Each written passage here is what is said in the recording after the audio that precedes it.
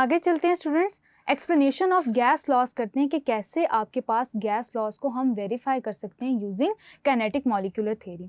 Students, हमने kinetic molecular theory के अंदर कुछ पोस्टुलेट्स को डिस्कस किया। अब उन पोस्टुलेट्स की बेसिस पे स्टूडेंट्स हमने काइनेटिक इक्वेशन डिराइव की। अब स्टूडेंट्स, हम जब बात करें कि हमने डिराइव कैसे करना है, यानी कि हमने गैस लॉस को प्रूफ कैसे करना है कि आपके पास जो गैस लॉस हैं वो आपके पास मैथमेटिकली करेक्ट हैं या आपके पास जो प्रोपोर्शनैलिटी की वैल्यूज दे रहे हैं वो करेक्ट दे रहे हैं या नहीं दे रहे, तो स्टूडेंट्स वो हम इन बेसिस पे कर सकते हैं। वो कैसे? वो स्टूडेंट्स ऐसे कि आप क्या करेंगे, अपनी बेसिस लेंगे काइनेटिक इक्वेशन की और उसके थ्रू आप डेरिवेशंस करेंगे और आप ये देखेंगे कि जो आप प्रोपोर्शनैलिटी के अगेंस्ट बात करते हैं कि आपके पास बॉयल्स लॉ की केस में आपके पास जो प्रेशर है, वॉल्यूम है, वो किस तरह से एक दूसरे से इंटर रिलेट करते हैं, तो स्टूडेंट्स वो आपके पास किस हद तक आपके पास वो चीज़ एविडेंट है। तो स्टूडेंट्स सबसे पहले हम ये देख लेते हैं कि हमारे पास काइनेटिक गैस इक्वेशन किस तरह से PV is equals to 1/3 MnC bar square. अब हमने स्टूडेंट्स इस इक्वेशन को बेस बना के बॉयल्स लॉ को डिराइव करना है और एट द एंड हम कंक्लूजन निकालेंगे। अब स्टूडेंट्स सबसे पहले हम क्या करते हैं कि आपके पास आ जाती है ये वैल्यू। हमें पता है कि काइनेटिक एनर्जी जो कि रिलेटेड है हमारे गैस मॉलिक्यूल से, वो डायरेक्टली रिलेटेड होती है एब्सोल्यूट टेम्परेचर से। MnC bar square 1/2 MnC bar square is directly proportional to the absolute temperature. अब स्टूडेंट्स आपको अच्छी तरह से पता है कि काइनेटिक एनर्जी और एब्सोल्यूट टेम्परेचर आपस में इंटर रिलेटेड है। सबसे पहले स्टूडेंट्स हम क्या करेंगे कि हमने इस इक्वेशन को कांस्टेंट की टर्म्स में डिफाइन कर देना है। 1/2 MnC bar square is equals to KT। अब आपने क्या करना है कि इस पूरी टर्म को इस वैल्यू में आपने डिफाइन कर देना है। वो कैसे? PV इज इक्वल्स टू, आपके पास आ जाता है ये KT की वैल्यू है। यहाँ पे आप इसको किस तरह से मेंशन करेंगे कि आपने क्या करना है, 2 को और 3 को आपने बाहर रखना है। वो कैसे, इसको हम देख लेते हैं कि हमने ये वैल्यू इस वैल्यू के अंदर पुट करनी है। तो हमने क्या करना है स्टूडेंट्स कि इसी इक्वेशन को आपने 2 से मल्टीप्लाई भी कर देना है, क्योंकि इनसाइड द इक्वेशन आपके पास ये वैल्यू यहाँ से हो रही है डिवाइड 1/2 की वैल्यू। अब आपने स्टूडेंट्स ये वैल्यू पुट कर दी MnC बार स्क्वायर। अब स्टूडेंट्स यहाँ पे आपने ये वैल्यू इस तरह से डिराइव कर दी। अब आपके पास स्टूडेंट्स ये वैल्यू KT के इक्वल है, एज वी मेंशन अर्लियर। आप इक्वेशंस को चाहें तो स्टूडेंट्स नंबरिंग भी कर सकते हैं। वैल्यूज जब स्टूडेंट्स हम पुट करेंगे K और T की, तो स्टूडेंट्स हमारे पास एक नया कांस्टेंट आ जाएगा, यानी कि स्टूडेंट्स आपके पास ये 2/3 और KT की वैल्यू अगर देखा जाए तो स्टूडेंट्स आपके पास ये कांस्टेंट है। क्यों? क्योंकि स्टूडेंट्स जब हम बॉयल्स लॉ की बात करते हैं तो हम टेम्परेचर को कांस्टेंट रखते हैं, यानी कि ये फुल वैल्यू आपके पास एक नए कांस्टेंट के इक्वल होती है, दैट इज K प्राइम। तो स्टूडेंट्स एज अ रिजल्ट आपके पास आती है value PV is equals to K prime. यानी कि स्टूडेंट्स आपके पास क्योंकि बॉयल्स लॉ के अंदर टेम्परेचर कांस्टेंट रहता है और बाकी तमाम वैल्यूज भी आपके पास कांस्टेंट की हैसियत रखती हैं, तो आप उसको नए कांस्टेंट के इक्वल कर देंगे और उसको रिप्लेस कर देंगे K प्राइम से। जबकि स्टूडेंट्स ये इक्वेशन आपको बिल्कुल एग्जैक्टली वैसी लग रही है जैसा आपके पास बॉयल्स लॉ हमने डिराइव किया था। यानी कि स्टूडेंट्स आपके पास प्रेशर और वॉल्यूम आपस में इंटर रिलेटेड हैं इन्वर्सली, जबकि स्टूडेंट्स आपके पास प्रेशर और वॉल्यूम की जो प्रोडक्ट होती है वो हमेशा कांस्टेंट होती है। आगे चलते हैं स्टूडेंट्स, चार्ल्स लॉ को डिराइव करते हैं। अब स्टूडेंट्स जब हम चार्ल्स लॉ को डिराइव कर रहे हैं तो हमने क्या करना है कि हमने वही इक्वेशन लेनी है जो हमने बॉयल्स लॉ के लिए डिराइव की थी। यहाँ पे स्टूडेंट्स आपको थोड़ा सा मेमोराइज करना पड़ेगा। PV is equals to 2/3 KT।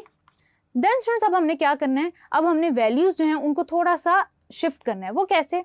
हम क्या करेंगे, हमें अच्छी तरीके से पता है कि आपके पास चार्ल्स लॉ जो है वो इस तरह का है, यानी कि हम चार्ल्स लॉ में कहते हैं कि आपके पास वॉल्यूम और टेम्परेचर इन्वर्सली रिलेटेड हैं एट कांस्टेंट प्रेशर। यहाँ पे हमें अच्छी तरह से पता है कि आपके पास प्रेशर जो है वो कांस्टेंट रखा जाता है। हम क्या करेंगे, V इज इक्वल्स टू 2/3, आपके पास यहाँ पे आ जाएगा K/P। अब हमें अच्छी तरीके से पता है स्टूडेंट्स कि आपके पास वॉल्यूम और टेम्परेचर आपस में इंटर रिलेटेड हैं, इनकी वेरिएबल्स आपके पास, इनकी वैल्यूज जो हैं वो वेरी करेंगी, यानी कि ये दोनों हमारे पास वेरिएबल्स हैं। ये आपके पास जो पर्टिकुलर क्वांटिटी है ये कांस्टेंट है, तो हम क्या करेंगे, इसको एक नए कांस्टेंट के अंदर कन्वर्ट कर देंगे, यानी कि उसको रिप्लेस कर देंगे with that of K prime prime. Last time हमने यूज किया K प्राइम, अब हम इसको कन्वर्ट कर देंगे K प्राइम प्राइम में। V is equals to K prime prime T। यानी कि स्टूडेंट्स अगर हम इसको रिप्लेस कर दें, या स्टूडेंट्स अगर आप इसको इस तरह से मेंशन करें V/T is equals to K prime prime, या स्टूडेंट्स अगर हम इसका प्रोपोर्शनैलिटी कांस्टेंट और इक्वालिटी के साइन को हटाना चाहें तो हम इसको कुछ इस तरह से लिख सकते हैं। देन स्टूडेंट्स यहाँ से हम वेरीफाई कर सकते हैं कि आपके पास वॉल्यूम और टेम्परेचर आपस में इस तरह से रिलेटेड हैं। देन स्टूडेंट्स हम आगे चलते हैं, एवोगाड्रोस लॉ को डिराइव करते हैं। अब स्टूडेंट्स जब हम एवोगाड्रोस लॉ की बात करते हैं तो यहाँ पे हम क्या करेंगे, हम अपना फोकस रखेंगे कि हम ये एज्यूम करेंगे कि हमारे पास एक कंटेनर के अंदर दो गैसेस हैं और हम उनको सेम टेम्परेचर, सेम प्रेशर और इक्वल क्वांटिटी में ऑपरेट कर रहे हैं। यानी कि आपके पास वॉल्यूम, टेम्परेचर, प्रेशर सेम है, बस हमारे पास दो डिफरेंट गैसेज हैं और उनको हमने, उनके नंबर ऑफ मोल्स को हमने क्या करना है, ऑपरेट करना है। इसमें किस तरह से, उसको हम देख लेते हैं। सबसे पहले तो स्टूडेंट्स हमें क्या करना है कि जो काइनेटिक गैस इक्वेशन है दोनों के लिए हमने उनको जो है इक्वेट कर देना है। काइनेटिक गैस इक्वेशन है स्टूडेंट्स हमारे पास, उसके लिए जो हम वैल्यू है पी वी की वो लिख लेंगे, यानी कि हमने दोनों को क्या करना है, कंपेयर करना है। 1/3 m1 n1 c1 bar square is equal to 1/3 m2 n2 c2 bar square. ये आपने इक्वलाइज कर दिया। यहाँ पे आपके पास ये कांस्टेंट की वैल्यू थी 1/3 आपने इसको कर दिया कैंसिल। यहाँ पे स्टूडेंट्स क्योंकि आपके पास टेम्परेचर, प्रेशर और वॉल्यूम तीनों कंडीशंस आपके पास सेम हैं, तो स्टूडेंट्स हम क्या कर सकते हैं, हम ये कह सकते हैं कि आपके पास जो एवरेज काइनेटिक एनर्जी है वो भी सेम होगी। 1/2 m1 c1 bar square is equal to 1/2 m2 c2 bar square. अब स्टूडेंट्स ये भी यहाँ पे कांस्टेंट की वैल्यू है, तो आपने क्या करना है, इन दोनों को कर देना है कैंसिल।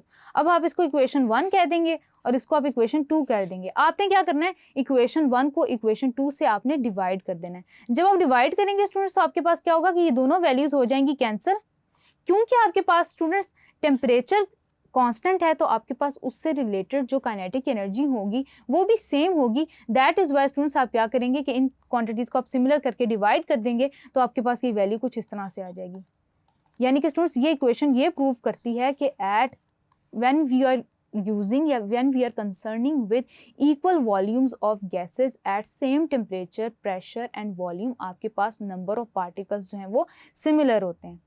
देन स्टूडेंट्स हम आगे चलते हैं, ग्राहम्स लॉ ऑफ डिफ्यूजन को कैसे रिलेट करना है हमने इसको हम डिस्कस कर लेते हैं। सबसे पहले तो स्टूडेंट्स हम काइनेटिक गैस इक्वेशन है उसको लिख लेते हैं, P V is equal to 1/3 mn bar square. अब स्टूडेंट्स यहाँ पे आपने क्या करना है कि आपने सी बार स्क्वायर जो है इसको एक्सट्रैक्ट कर लेना है। वो कैसे, उसको हम देख लेते हैं। सबसे पहले तो स्टूडेंट्स हम क्या करेंगे कि आपने मॉलिक्यूलर मास को इनकोऑपरेट करना है इस इक्वेशन के अंदर। हम कहेंगे कि यह आपका जो n है ये एवोगाड्रोस नंबर ऑफ पार्टिकल्स के इक्वल है, क्योंकि हम जिस गैस से डील कर रहे हैं उसकी क्वांटिटी 1 मोल है, इसलिए आप इसको इसमें कन्वर्ट कर देंगे। देन स्टूडेंट्स आप क्या करेंगे कि आपको अच्छी तरह से पता है कि जब हम 1 मोल से डील कर रहे हैं तो mNA will be equal to m।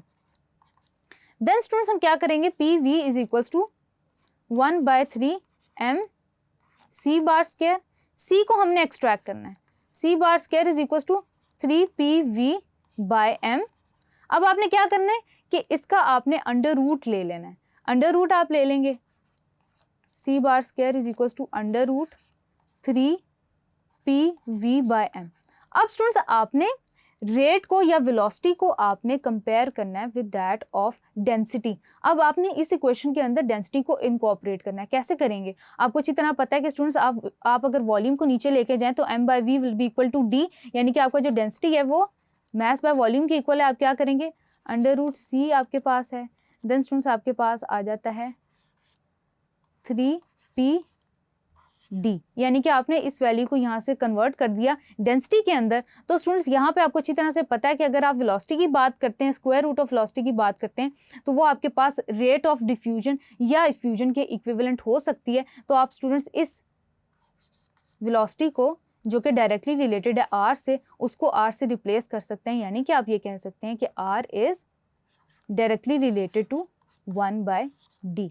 तो हैविंग सेड दैट स्टूडेंट्स हमने क्या किया, काइनेटिक गैस इक्वेशन यूज की और उसको यूज करते हुए हमने तमाम जो गैस लॉज थे उनको वेरीफाई किया और ये देखा कि जो गैस लॉज हमने डिराइव किए थे यूजिंग इक्वेशंस, डिफरेंट इक्वेशंस के थ्रू हमने यूज़ किए थे, या स्टूडेंट्स हमने प्रोपोर्शनैलिटी कांस्टेंट की इक्वेशंस यूज़ करते हुए इस्तेमाल किए थे या डिराइव किए थे स्टूडेंट्स, वो आपके पास तमाम जो वो जस्टिफाई होते हैं या वेरीफाई होते हैं काइनेटिक गैस इक्वेशन के यूज़ होने से according to kinetic molecular theory of gases. Thank you.